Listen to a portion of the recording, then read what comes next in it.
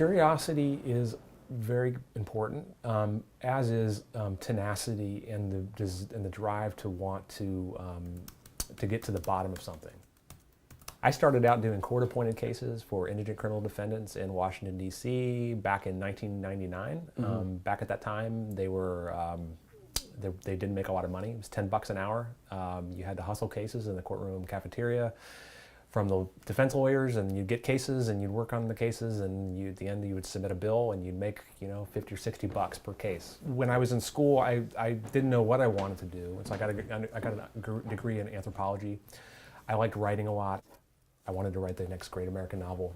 So after I graduated from school, I did some traveling. I went to Morocco for a little while. I wrote a very bad novel. And when I came back, a friend of mine had gone on a blind date with this guy who owned a private investigative company that specialized in the court-appointed cases I just mentioned. Ultimately, she decided she didn't like the work, so she asked me if I was interested in taking over the cases that she had worked. And immediately I was like, this is great. It's kind of like writing. You're meeting people, you're writing reports about them, and you're accruing a lot of life experience that I'd like to apply to writing fiction at some point. Sometimes you have fixed surveillance. You might be sitting in this car, watching through the window, or have someone planted inside this restaurant right here. Yeah. And then there's what, mobile surveillance? Mobile surveillance, where you're following somebody. Which is more complicated? Mobile surveillance is far more complicated. Just more people involved, logistics? Yeah, you lose people at lights, people drive fast, people suspect, they see the same car behind them for some time, and they start to suspect that they're being followed, and so that's a problem. You see something like Scandal and think someone has that little microphone with the little satellite dish on it, recording someone. Are people a little more on edge here? Yeah, downtown for sure. I mean, there's a whole bunch of government agencies that have security concerns, and you have the White House, you have the Secret Service. We've had, I personally have been doing surveillance downtown and have had Secret Service agents ask me what I'm doing. Really? Yep, absolutely. Does your heart skip a beat, or do you think, I'm allowed to do this? I'm allowed to do it. Usually they say, okay, as long as you're not illegally parked or something.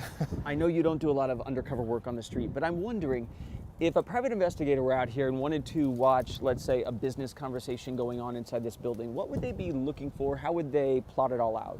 If we were trying to focus on a business conversation that was taking place in a restaurant or whatever, that's fixed. So we're not concerned about how the parties come and go. We're only concerned about watching them in that location. And so it's really all about getting, in a restaurant, you can go into the restaurant. You could use a pinhole camera, that will record it close up. If someone like my dad and all the other aspiring investigators who have watched this on TV so many times and all these dramas want to get into this field, how do they even start?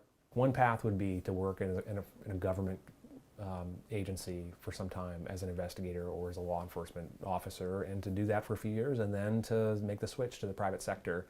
Another way to do it would be to look for a company that's already licensed and to apply for a job. If you have the skills to be a good communicator and to write well and you have a good sense of ethics, it gives you the potential to be a good investigator.